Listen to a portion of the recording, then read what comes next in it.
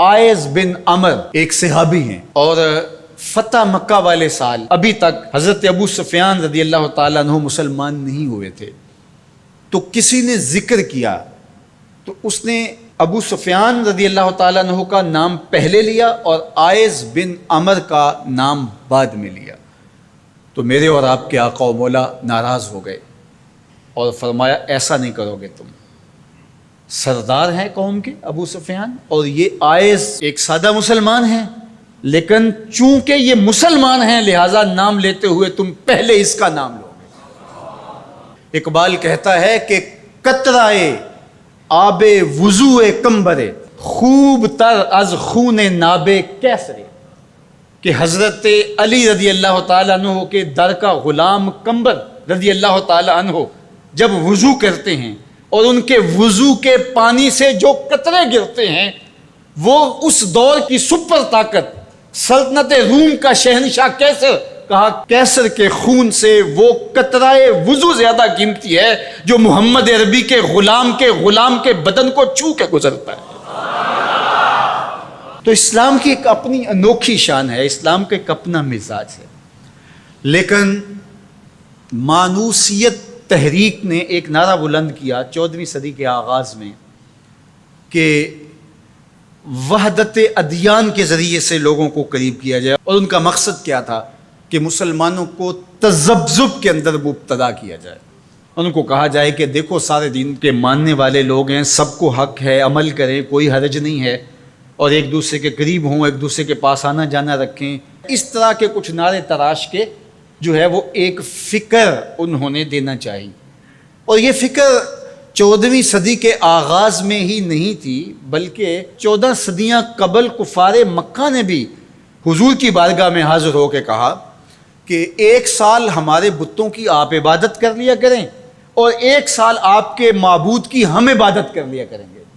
اس کا فائدہ یہ ہوگا کہ اگر آپ کا دین سچا ہوا تو ہمیں فائدہ ہو جائے گا، ہماری آخرت اچھی ہو جائے گی، اور اگر ہمارا دین سچا ہوا تو آپ کا کام بن جائے گا. باہمی مناقشت، لڑائیاں، الجھاؤ یہ بھی نہیں ہوگا، دونوں کا فائدہ ہو جائے گا. جب انہوں نے یہ پیشکش حضور سے کی تو حضور کے سینہ اطہر پہ سورہ الکافرون کا نزول ہوا. قل یا ایھا الکافرون لا اعبد ما تعبدون، اے محبوب فرما دو کہ جن کو تم پوجتے ہو ان کو میں نہیں پوجتا، اور جس کو میں پوجتا ہوں اس کو تم پوجنے والے نہیں ہو، اور جس کو تم پوجتے ہو میں کبھی بھی اس کو پوجنے والا نہیں ہوں.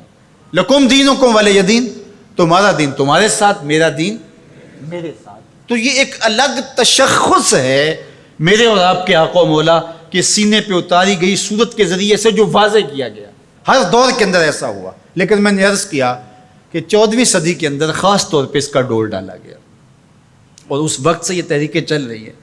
اور بڑے بڑے نام ہیں، ان میں سے کچھ نام آپ بھی جانتے ہیں جو نادیدہ یا دیدہ طور پہ اس فلسفے کے زیر اثر آئے اور انہوں نے یہ تبلیغ شروع کر دی جو اسلام کی بنیادی فکر کے منافی ہے. گزشتہ دنوں پاکستان کی قومی اسمبلی کے اندر ایک مندر کی تعمیر کے حوالے سے جب بات چلی تو ایک صاحب نے کہا کہ کسی دین پر کوئی برتری حاصل نہیں ہے، کہ میں مغرب میں ایک گرجا گھر میں نماز پڑھی ہے اور انہوں نے مجھے اجازت دی ہے. وہ تو چرچ فروخت کر دیتے ہیں تو آپ مسجد فروخت کر دیں گے؟ وہ اپنا دین ترک کر چکے ہیں، وہ تو ان کی خواہشات کا مجموعہ ہے، تحریف راہ پا چکی ہے، اور انہوں نے ان خواہشات کے نتیجے میں جو مل بیٹھ کے فیصلہ کر لے اس میں وہ اپنی عبادت گاہ کو بیچ دیتے ہیں.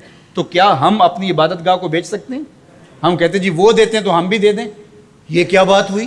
اگر آپ نے ان کی رواداری دیکھی ہے تو ذرا اس کو اپنے سیاسی کلچر کا حصہ بنائیے، تھوڑی سی وسیع و ظرفی کا اظہار کیجئے. مسلم لیگ کے دفتر جو ہیں وہ تحریک انصاف کے لیے کھول دیجئے کہ آپ یہاں اجلاس کر سکتے ہیں، اور تحریک انصاف سے کہیے گا کہ وہ پیپلز پارٹی کے لیے، ان کو کہیے گا کہ آپ نون لیگ کے لیے اپنے دفتر کھول دیجئے. وحدت ادیان تو بعد میں ہوگی، وحدت سیاست تو ہو لے پہلے. تم سارے مسلمانوں ایک ملک کے رہنے والے ہو تو پتہ چلے جی یہ بڑے وسیع و ظرف ہیں. وہاں تم اپنے لیڈر کے لیے مر جاتے ہو، اور اسلام کوئی یتیم مذہب ہے؟ یہ محمد عربی کا لایا ہوا دین ہے. تم اپنے سیاسی مفادات پہ کوئی کمپرومائز نہیں کرتے ہو. یہ کیا تمہارا فلسفہ کہ انہوں نے اپنے چرچ میں اجازت دے دی تو ہم بھی دیں گے؟ میاں ان کی غیرت اجازت دیتی ہے، ان کا دین جو خود ساختہ ہے، اور حضرت عیسیٰ کو چھوڑ کے جو انہوں نے اختیار کیا ہے، ان کی تربیت ان کے نفس نے کی ہے، اور ہماری مسجد کے حوالے سے تربیت محمد عربی نے کی ہے۔ ہمیں تو یہ بتایا گیا سامان مسجد نہ برائے سوختن نہ برائے فروختن، مسجد تو مسجد رہی، مسجد کے اندر جو ٹوٹی ہوئی چٹائی ہے آپ اس کو بھی نہیں بیچ سکتے۔ باقی وہ آپ کے لیے یا دو چرچ کھول رہے ہیں اور کہیں کہ وہاں نماز پڑھیں اور آئیں، وہاں ہمیں آپ کو اجازت دیتے ہیں۔ میں آپ کو ایک پیشکش کرتا ہوں کہ انہیں کہیں کہ تم بڑے وسیع و ظرف ہو مگر بہت کشادہ ذہن ہے، تو ہمیں مسجد کرتبہ میں نماز پڑھنے دیں۔ مسجد کرتبہ میں جو مسلمانوں کی بنائی ہوئی ہے، 10 مربع کلومیٹر پر پھیلی ہوئی وہ مسجد، اس کے باغات، اس کے احاطے، اس کے متعلقات اگر شامل کریں، حمام شامل کریں، تو 10 مربع کلومیٹر پر وہ مسجد تھی، اور 1400 ستونوں پر پھیلی ہوئی مسجد کا حال۔ اللہ اکبر! جب رات ہوتی تو اس زمانے کے اندر 7,500 مشعلیں اس مسجد میں چراغاں کرتی، 30 فٹ اونچا اس کا چھت ہے، اور آج بھی وہ دیکھنے کے قابل ہے۔ اقبال نے بے ساختہ وہاں جا کے کہا تھا کہ تیرا وجود مردان خدا کی دلیل، جنہوں نے بنایا ہے پتہ چلتا ہے کوئی تھا، تیرا وجود مردان خدا کی دلیل، وہ بھی جلیل و جمیل تو بھی جلیل و جمیل، وہ بھی جلیل و جمیل تو بھی جلیل و جمیل، تیرے ستون بے شمار تیری بنا پائیدار، شام کے صحرا میں جیسے ہجوم نخیل۔ تو وہ مسلمانوں نے بنائی ہوئی ہے، 800 سال مسلمانوں نے اندلس میں حکمرانی کی، اب وہ مسجد مسلمانوں کی تعمیر کردہ وہاں موجود ہے اور گرجا گھر میں تبدیل کر دی گئی ہے۔ 2008 میں مقامی مسلمانوں نے پوپ کو درخواست دی کہ جس رواداری کی، مذہبی رواداری کی آپ بات کرتے ہیں، اس رواداری کو قائم کرنے کے لیے ایسا کیا جائے کہ ہمیں بھی اس مسجد میں نماز پڑھنے کی اجازت دی جائے۔ یہاں گرجا گھر ہے، تصویریں لگی ہوئی ہیں، اور وہ آ کے عبادت کرتے ہیں عیسائی، تو ہم بھی ایک گوشے میں عبادت کر لیا کریں۔ مغرب جس رواداری کا پرچار کرتا ہے اس کا عملی ظہور ہو جائے، لیکن پذیرائی نہیں بخشی گئی۔ کہاں گئے وسیع و ظرف؟ تم کہتے ہو گرجوں میں نماز پڑھنے دیتے ہیں، تو وہاں 2 رکعت پڑھ کے دیکھا۔ 2011 میں اللہ نے توفیق دی تو مجھے شوق تھا کہ میں مسجد کرتبہ دیکھوں، بچپن سے پڑھتے آئے، مسجد کرتبہ کی یادیں خیالوں میں نقش تھیں۔ تو جب میں وہاں پہنچا تو وہ دروازے پہ بتا دیتے ہیں کہ یہاں نماز کی اجازت نہیں ہے، تو اب وہ مسجد جہاں قدم قدم پہ اہل علم اور اولیاء کی پیشانیوں اور سجدوں کے نشان موجود ہیں، اب مجھے تو گوارا نہ ہوا کہ میں جوتا پہن کے جاؤں، تو میں نے جوتا اتار کے ایک سمت رکھ دیا اور مسجد میں داخل ہوا۔ تو سیکورٹی کے لوگ میرے پیچھے بھاگے اور کہنے لگے کہ آپ یوں نہیں پھر سکتے۔ میں نے کہا کیوں؟ کہتے آپ نے جوتے اتارے ہوئے۔ تو وہاں تمام مذاہب کے لوگ آتے ہیں، آپ جانتے ہیں کہ ان کے لباس بھی مختصر ہوتے ہیں، تو میں نے کہا انہوں نے تو لباس بھی نہیں پہنے ہوئے، تو مجھے اس کی اجازت دیتے کہ میں جوتا اتار دوں؟ انہوں نے لباس اتارے ہوئے۔ تو وہ کہنے لگے جی نہیں۔ میں نے کہا مجھے بات سمجھاؤ کس طرح؟